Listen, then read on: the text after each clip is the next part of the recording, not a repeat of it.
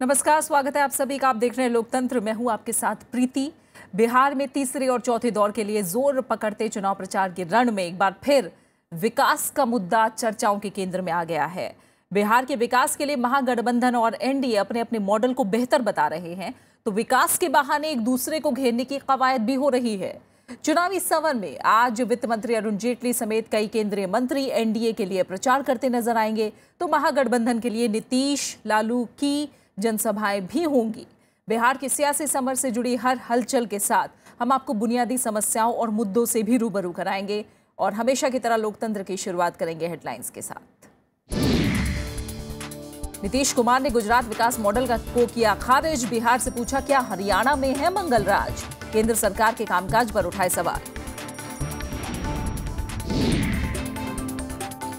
BJP का नीतीश पर पलटवार, जंगल राज पर फिर उठाए सवाल। शाहनवाज ने कहा, महागठबंधन के पास है मुद्दों की कमी। तीसरे दौर के लिए चरम पर प्रचार। वित्त मंत्री अरुण जेटली की आज कई जनसभाएं, नीतीश, लालू भी भरेंगे हुंकार। भोजपुर की जनता को विकास की आस, बुनियादी सुविधाओं की कमी बना चुनावी मुद्दा। बिहार के चुनावी सभर में एक बार फिर विकास का मुद्दा लौट रहा है। मुख्यमंत्री नीतीश कुमार ने अपनी चुनावी सभा में गुजरात के विकास मॉडल की बात कहकर चुनावी फिजा में विकास का फिर रंग घोलने की कोशिश की। उधर बीजेपी भी बिहार में जंगल राज की बात दोहरा रही है।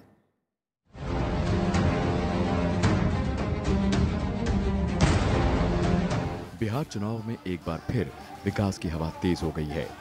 मुख्यमंत्री नीतीश कुमार ने गुजरात के विकास मॉडल की बात कहकर चुनावी समर में इसे मुख्य मुद्दा बना दिया है। नीतीश कुमार ने सारण में कल एक जनसभा को संबोधित करते हुए कहा कि जिस गुजरात मॉडल की चर्चा होती है, दरअसल वो विकास का मॉडल है ही नहीं। उन्होंने कहा कि गुजरात में महिलाएं सबसे ज्यादा कुपोषण के शिकार हैं और उनका विकास वो गुजरात मॉडल की दुहाई देते हैं। और गुजरात की स्थिति यह है कि वहां की महिलाएं कुपोषण की शिकार हैं। इतना ही नहीं, उन्होंने जंगल राज के सवाल पर बीजेपी से ही सवाल किया। उन्होंने पूछा है कि क्या हरियाणा में मंगल राज है? दलित बच्चे को जिंदा जला दिया गया। बिहार में है जंगल राज, हरियाणा में दलित बच्चे को जिंदा जला दिया गया, वो है मंगल राज। बीजेपी भी बिहार में जंगल राज की बात दोहरा रही है। सुशील मोदी ने ट्विटर के जरिए लालू और नीतीश कुमार पर निशाना साधा है। उन्होंने कहा कि नीतीश और लालू के साथ आने के बाद से बिहार में अपराध का ग्राफ बढ़ गया है। लालू जी, नीतीश जी के पास मुद्दों का अकाल है। हैं ये बिहारी नेता, लेकिन इनको बिहारी मुद्दे नहीं, बाहरी मुद्दे ही ज्यादा पसंद आते हैं। जवाब बिहार के लोग मांग रहे हैं। बिहार की 11 करोड़ जनता लालू जी और नीतीश जी से जवाब मांग रही है। उन सवालों का जवाब दीजिए, न कि हरियाणा और पंजाब के मुद्दे पर बात कर रहे हैं। बिहार चुनाव में मुद्दों को लेकर राजनीति चरम पर है। पार्टियां मुद्दों को बड़ा करने और जनता को लुभाने में कोई कसर नहीं छोड़ रही हैं। Bureau report, Rajya Sabha TV. केंद्रीय मंत्री अनंत कुमार ने महागठबंधन के नेता नीतीश कुमार और लालू प्रसाद पर निशाना साधा है। उन्होंने कहा कि बिहार जंगल राज है और इस जंगल राज को सिर्फ एनडीए की सरकार खत्म कर सकती है। आज के दिन में बिहार के विकास के लिए, सुशासन के लिए बद्धता चाहिए, मेहनत चाहिए, और वो केवल मात्र नरेंद्र मोदी नेतृत्व वाली भारतीय जनता पार्टी और एनडीए दे सकती है। बिहार चुनाव के तीसरे और चौथे दौर के लिए आज प्रचार चरम पर रहेगा। सभी पार्टियों के दिग्गज आज प्रचार के मैदान में उतरेंगे। वित्त मंत्री अरुण जेटली आज एनडीए के उम्मीदवारों के लिए प्रचार करेंगे। पटना में बुद्धिजीवियों को संबोधित करने के अलावा वित्त मंत्री आज शाम पटना में कार्यकर्ताओं से भी मुलाकात करेंगे। कई केंद्रीय मंत्रियों की जनसभाओं और रैलियों का भी आज कार्यक्रम है। झारखंड के मुख्यमंत्री रघुवर दास भी पटना सिटी, रक्सौल, पीपरा, परिहार और मैहना में जनसभाओं को संबोधित करेंगे। मुख्यमंत्री नीतीश कुमार और आरजेडी अध्यक्ष लालू प्रसाद यादव भी आज तीसरे और चौथे दौर के लिए धुआंधार प्रचार करते नजर आएंगे।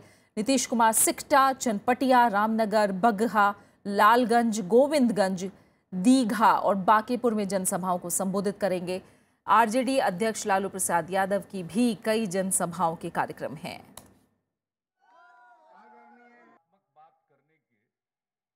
प्रधानमंत्री नरेंद्र मोदी कल से बिहार में तीसरे और चौथे दौर के चुनाव के लिए प्रचार की शुरुआत करेंगे। प्रधानमंत्री रविवार को छपरा जिले के मढ़ौरा, हाजीपुर, नालंदा और पटना में 4 रैलियों को संबोधित करेंगे। इसके बाद 26 अक्टूबर को विधानसभा चुनाव के तीसरे दौर के प्रचार के आखिरी दिन प्रधानमंत्री बक्सर और सीवान में 2 रैलियों को संबोधित करेंगे। उधर कांग्रेस उपाध्यक्ष राहुल गांधी भी तीसरे दौर के मतदान से पहले बिहार में 3 रैलियां करेंगे। 26 अक्टूबर को कांग्रेस उपाध्यक्ष पश्चिमी चंपारण जिले में 2 जनसभाओं को संबोधित करेंगे। सीतामढ़ी में इसी दिन वो एक और रैली करेंगे। आपको बता दें कि बिहार में 6 जिलों की 50 सीटों पर 28 अक्टूबर को वोट डाले जाएंगे।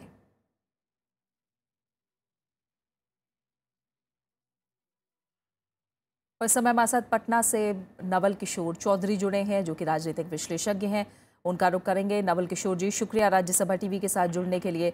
जाति एक बड़ी सच्चाई है बिहार में, लेकिन कहीं ना कहीं ज़रूरत आज विकास की है और ये जाति से बड़ा मुद्दा है। क्या इस बात को राजनीतिक दल समझ रहे हैं, इसीलिए फिर घूम फिर कर विकास का मुद्दा दोनों ही बड़े गठबंधन की तरफ से उठ रहा है? आप मानते हैं ऐसा? हाँ, मैं आपसे सहमत हूँ। यह सच है कि बिहार में जात की राजनीति पिछले दिनों चलती रही है, लेकिन यह भी सच है कि जब राजनीतिक पार्टियों ने विकास का मुद्दा सामने लाया और उस पर चुनाव लड़ा तो उनको समर्थन मिला। 10 वर्ष पूर्व जब 15 साल के लालू राबड़ी शासन के खिलाफ नीतीश कुमार ने विकास का मुद्दा उठाया, शासन और सुशासन का मुद्दा उठाया, तो उनको समर्थन सिर्फ इसलिए मिला कि बिहार की जनता विकास चाहती थी, जाति नहीं। विकास के अलावे बिहार की जनता शासन और सुशासन चाहती थी, जात की राजनीति के आधार पर लोगों में वैमनस्य की स्थिति नहीं चाहती थी। हाँ, और क्या नवल किशोर जी, आज जो परिदृश्य हम देख रहे हैं, बात महागठबंधन की करें या एनडीए के, दोनों ही अब एक दूसरे से बढ़कर विकास का पैरोकार अपने आप को बताने में लगे हैं। आपको लगता है क्या इसे लेकर बिहार की जनता कहीं ना कहीं कंफ्यूज है? हाँ, यह अवश्य है कि सभी पार्टियां आज विकास की बात करती हैं। आप देखेंगे कि नीतीश कुमार जी आज भी जात की राजनीति के साथ विकास की राजनीति की बात करते हैं। बार बार लोगों के सामने विकास के अपने चेहरे को लाते हैं। यहाँ तक कि लालू प्रसाद यादव जी, जिन्होंने वर्षों पहले कहा था कि विकास उनका मुद्दा नहीं है, वह भी आज विकास की बात कर रहे हैं। इसका कारण यह है कि नरेंद्र मोदी जी के नेतृत्व में जो केंद्र में सरकार बनी, उसका जो सबसे बड़ा मुद्दा था वह विकास का मुद्दा था। और आज भी नरेंद्र मोदी, बीजेपी और एनडीए जो बिहार में है और देश में है, उसने विकास को ही मुद्दा बनाया है और वो विकास को ही सामने ला रहे हैं। स्वाभाविक है कि इन दोनों कैंप के बीच विकास को लेकर जनता में एक ऐसी स्थिति कंफ्यूजन की है, तो नहीं समझ पाते हैं कि किसका विकास सही है, किसका विकास सही नहीं है। फिर भी कहीं न कहीं विकास का मुद्दा सामने है, लेकिन एक तीसरा ब्लॉक भी है लेफ्ट फ्रंट का, आप उसको मत भूलें। जी। भले उसके प्रोस्पेक्ट्स जो भी हैं, उसने भी विकास का एक ऑल्टरनेटिव मॉडल, वैकल्पिक मॉडल पेश किया है, जिसमें वो एक ऐसा विकास चाहते हैं जो भूमि सुधार पर आधारित हो, जहां भूमि सुधार लागू किए जाएं, जिसके कारण लालू राज में जो नरसंहार हुए के बाद एक जिसमें दलित मारे गए, पिछड़े मारे गए और जिनको आज तक न्याय नहीं मिला, सारे हत्यारे जी, इन मसलों को उठाकर कहीं ना कहीं तीसरा मोर्चा भी अपने आप को विकास का पैरोकार बता रहा है और उससे भी कम नहीं आंकना चाहिए, ये आप बोल रहे हैं नवल किशोर जी। बहुत बहुत शुक्रिया, फिलहाल आप हमारे साथ जुड़े और अपनी राय आपने हमारे साथ बांटी, इसके लिए आपका बहुत बहुत शुक्रिया। आइए अभी आगे बढ़ते हैं। मुख्यमंत्री नीतीश कुमार ने शुक्रवार को तीसरे और चौथे दौर के लिए 8 रैलियों को संबोधित किया। उन्होंने विकास के नाम पर जनता से वोट मांगे तो वहीं केंद्र सरकार की जमकर आलोचना भी की। नीतीश कुमार ने गुजरात के विकास मॉडल को भी खारिज कर दिया।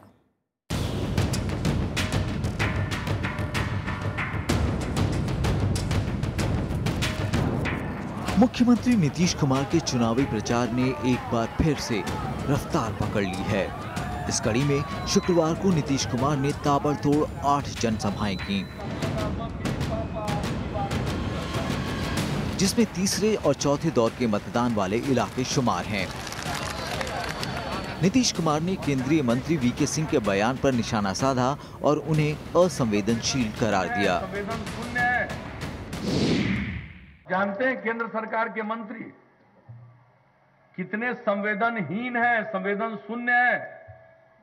एक केंद्रीय मंत्री ने बयान दे दिया कि अगर कोई कुत्ता को ढेला मार देगा तो उसके लिए सरकार जवाबदेह थोड़ी है। नीतीश ने केंद्र सरकार के 17 महीने के कार्यकाल पर सवाल उठाए। उन्होंने गुजरात मॉडल की जमकर आलोचना की। मुख्यमंत्री का आरोप है कि गुजरात में महिलाएं कुपोषण का शिकार हैं। वहां खराब कानून व्यवस्था की वजह से पंचायत चुनाव तक नहीं हो पाए हैं। और गुजरात में कानून व्यवस्था का ये हाल है कि पंचायत का चुनाव। इसके साथ साथ उन्होंने लोकसभा चुनाव से पहले प्रधानमंत्री के वायदों पर वार किया। काम किया नहीं, जो वादा किया 2014 में उसको पूरा नहीं किया। युवाओं को रोजगार देंगे, 2 करोड़ युवाओं को रोजगार मिलेगा, किसी को रोजगार नहीं मिल रहा है। विशेष राज्य का दर्जा देंगे, भूल गए। काला धन लाएंगे बाहर से, अब बाहर से काला धन लाएंगे और हर गरीब को मुफ्त में 15 से 20 लाख रुपए यूं ही मिल जाएंगे। नीतीश कुमार ने अपने कार्यकाल की उपलब्धियां गिनवाई और जनता से कई चुनावी वायदे भी किए। उन्होंने उच्च शिक्षा के लिए छात्रों को 4 लाख रुपए का क्रेडिट देने की बात कही। 4 लाख रुपए का स्टूडेंट क्रेडिट कार्ड हम उपलब्ध कराएंगे। वहीं केंद्र सरकार को विकास के मुद्दे पर बहस की चुनौती भी दे डाली। हम तो रोज इनसे कहते हैं विकास पर आइए बात कीजिए। नीतीश कुमार ने सारण के मांझी, मुजफ्फरपुर के मीनापुर और बरूराज, पूर्वी चंपारण के मधुबन और ढाका, जबकि पश्चिमी चंपारण के नौतन और बेतिया में चुनावी सभाएं की। Bureau report, Rajya Sabha TV. RJD अध्यक्ष लालू प्रसाद यादव ने कल कई जनसभाओं को संबोधित किया। इस मौके पर उन्होंने केंद्र सरकार के कामकाज की तीखी आलोचना की। लालू प्रसाद यादव ने कहा कि एनडीए ने जनता से अच्छे दिनों का वादा किया था, लेकिन अब इस दावे की कलई खुल गई है। अच्छे दिन ही नहीं कहा था कि 26.5 लाख करोड़ रुपया हम चुरा के रखे, हमें मोदी चुरा के रखे। विदेश में ला के पैसा सब लोग के खाता में 15.5 लाख रुपया जमा कर बोला था कि नहीं बोला था कि 5 करोड़ नौजवानों को हर साल नौकरी हम देंगे। बोला था कि नहीं बोला था? तो नौकरी मिली। बीजेपी भी चुनाव प्रचार में जुटी हुई है। तीसरे और चौथे दौर के लिए बीजेपी अध्यक्ष अमित शाह ने कई रैलियां की। वो वैशाली के हाजीपुर और मुजफ्फरपुर में जनता से मुखातिब हुए। उन्होंने विकास के नाम पर बीजेपी को वोट देने की अपील की तो विरोधियों पर जाति के नाम पर वोट मांगने का आरोप लगाया। हाजीपुर में तीसरे दौर में मतदान होना है, जबकि मुजफ्फरपुर में चौथे दौर में वोट डाले जाएंगे।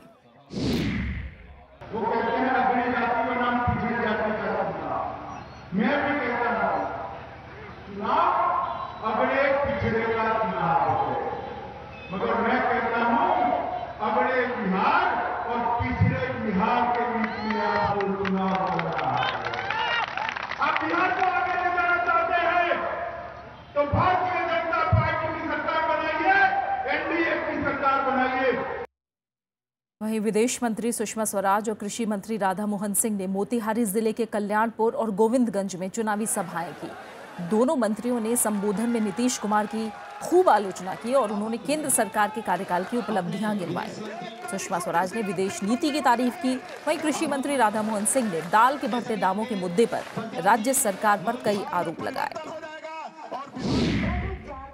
पता नहीं कौन सा अहंकार जागृत हुआ नीतीश जी के मन में कि उन्होंने ये ठान ली कि मैं नरेंद्र मोदी को प्रधानमंत्री नहीं बनने दूंगा। आप क्या कर रहे हैं? आप काला बाजारियों से मिले हुए हैं। आपकी मजबूरी है कि आपके सभी मंत्री तो थैली लेते हैं। टेलीविजन पर पूरी दुनिया ने देखा है। बिहार के पूर्व उप मुख्यमंत्री और बीजेपी नेता सुशील मोदी ने शुक्रवार को बक्सर में रोड शो किया। उन्होंने क्षेत्र के बीजेपी प्रत्याशी प्रदीप दुबे के लिए वोट मांगे। रोड शो के दौरान प्रदीप दुबे भी मौजूद थे।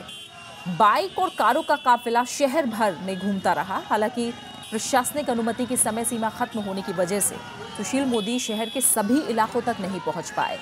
बक्सर में तीसरे दौर में मतदान होना है।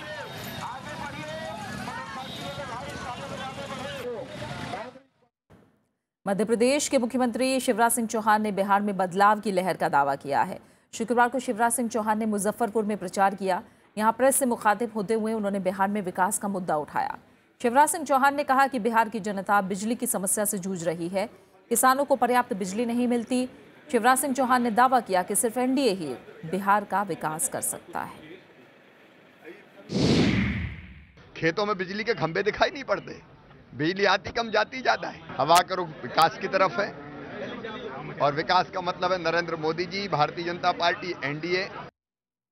तीसरे चरण के चुनाव से ठीक पहले जेडीयू को बड़ा झटका लगा है। नीतीश कुमार की सरकार में मंत्री रहे और जेडीयू के वरिष्ठ नेता भीम सिंह बीजेपी में शामिल हो गए। भीम सिंह ने पटना बीजेपी कार्यालय में पार्टी की सदस्यता ली। इस मौके पर बीजेपी के प्रदेश अध्यक्ष मंगल पांडे, अनंत कुमार, सुशील कुमार मोदी समेत कई वरिष्ठ नेता मौजूद थे। भीम सिंह ने मुख्यमंत्री नीतीश कुमार को अहंकारी करार दिया। शुद्ध पिछड़ावादी राजनीति के ही कारण राजनीति में आया हूं। भारतीय जनता पार्टी में आस्था प्रकट करते हुए अपने चुनाव प्रभारी श्री अनंत कुमार जी, श्री धर्मेंद्र प्रधान जी और हमारे साथी कर्मठ अध्यक्ष भाई श्री मंगल पांडे जी के समक्ष सदस्यता ग्रहण करता हूं। और फिलहाल एक छोटे से ब्रेक के लिए रुक रहे हैं और ब्रेक के बाद आपको दिखाएंगे नालंदा के सियासी समीकरण।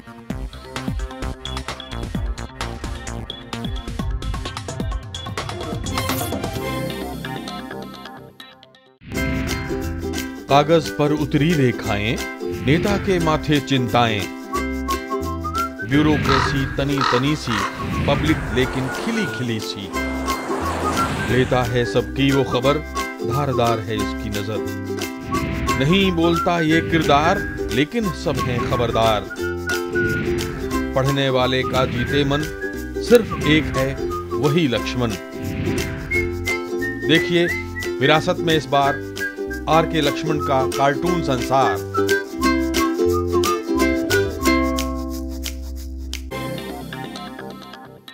और अब बात कुछ जमीनी मुद्दों की। एक दौर में नालंदा दुनिया भर में मशहूर था। धीरे धीरे अपनी चमक खोता गया और धरोहर में तब्दील हो गया। आज ये बिहार के प्रमुख पर्यटन स्थलों में शुमार है। लेकिन नालंदा की विरासत पर नजर रखने वालों को लगता है कि पर्यटन के लिहाज से जितनी जरूरत है उतना काम यहाँ नहीं हुआ। चुनावी मौसम में ये नालंदन के लिए बड़ा मुद्दा बना हुआ है।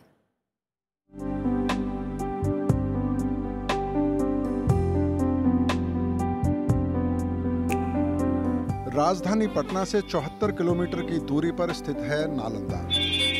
ये कभी बिहार की पहचान हुआ करता था। गुप्त काल में नालंदा में विश्वविद्यालय की स्थापना हुई, जिसने पूरी दुनिया का ध्यान अपनी ओर खींचा।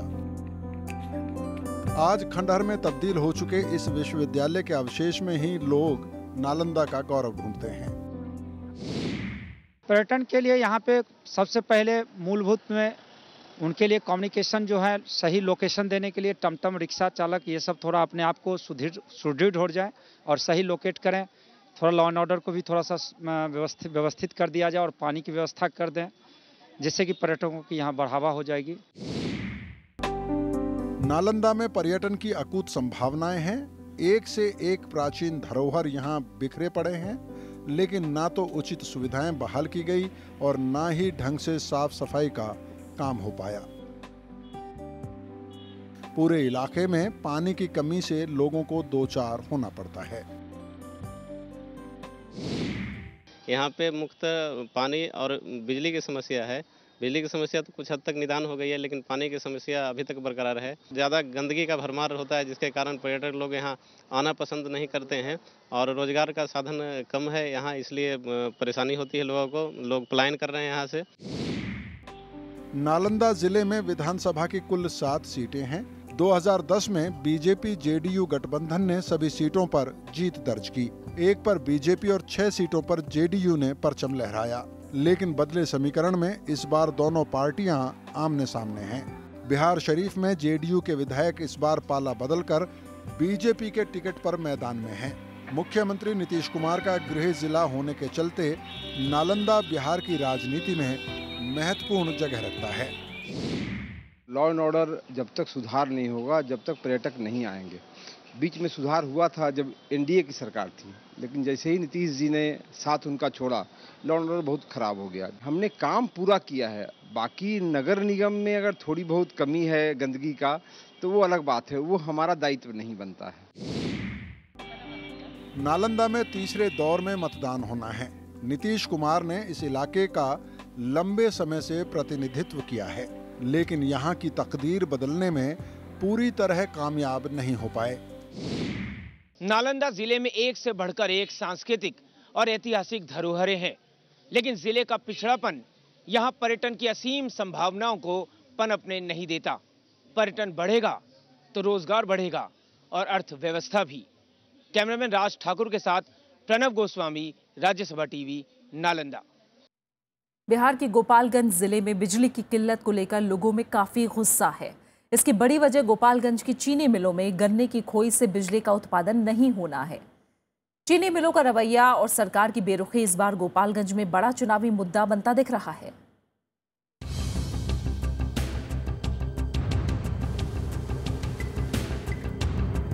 बिहार का गोपालगंज जिला गन्ने की भरपूर पैदावार के चलते गन्नांचल के नाम से जाना जाता है। गन्ने की खोई से बिजली उत्पादन भी होता है, लेकिन विडंबना ये है कि गोपालगंज की तीनों चीनी मिलों में पेराई तो हो रही है, लेकिन बिजली उत्पादन सिर्फ सिधवालिया चीनी मिल कर रही है।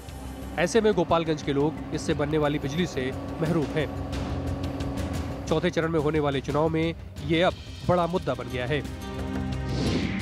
किसान चीनी मिल को अपना गन्ना देता है और ये जो है बिजली उत्पादन करके और मोतिहारी बेतिया अन्य जगह भेजते हैं, लेकिन गोपालगंज जिला अंधेरा रहता है। इसी मुद्दे पर किसान अपने सवालों का जवाब इन नेताओं से मांगेंगे कि मेरे हक को मारने का अधिकार किसने दे दिया मिल मालिकों को। लेकिन चीनी मिल प्रबंधन गोपालगंज की तीनों चीनी मिलों के लिए आर्थिक सहायता की बात कह रहा है। सरकार इंसेंटिव पॉलिसी तो ला रखी है, और मेरा तो ये कहना है कि और चीनी मिलें भी अगर इसमें प्रयास करें तो बिजली पर्याप्त मात्रा में बिहार सरकार को मिल सकती है। उधर बिजली विभाग का कहना है कि अगर चीनी मिलें अपनी क्षमता का पूरा उपयोग करें तो गोपालगंज के साथ बिहार का भी अंधेरा दूर हो सकता है। अगर इसी तरह से और सब चीनी मिल में प्रोडक्शन होने लगे तो बाहर से हम लोगों को बिजली लेने का नौबत नहीं आवेगा। एक आंकड़े के मुताबिक बिहार की 11 चीनी मिलों में से 9 बिजली उत्पादन कर रही हैं, जिससे 50 मेगावाट बिजली उत्पादन होती है। लेकिन किसानों को गन्ने के बकाये के साथ साथ बिजली का भी लंबे समय से इंतजार है। हालांकि मुख्यमंत्री नीतीश कुमार ने आश्वासन दिया था कि जिस इलाके की चीनी मिल में बिजली बनेगी वहां उसे सस्ते दर पर उसे मुहैया कराया जाएगा। Bureau report, Rajya Sabha TV.